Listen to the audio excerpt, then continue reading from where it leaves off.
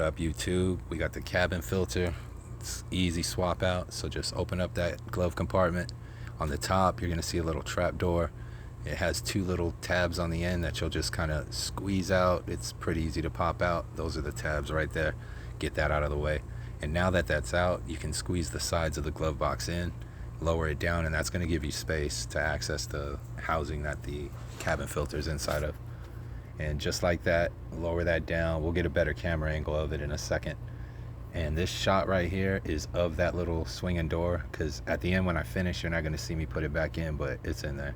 So right here, you're going to swing this door open, and with one hand you can just hold the door open and then reach in with the other hand, pull it out. It's simple. You'll see the arrow right there facing down.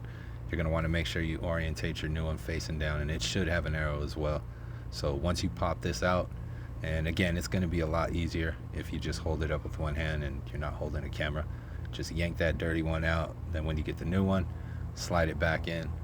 And it's as simple as that. You'll just go in reverse at that point. You know, shut the door, put the little tab back, fill that back up. There's your part number. So you can use that if you need to cross-reference it. If you go to any auto shop, they'll probably just get your year, make, and model and be able to fit you out that way, but just in case.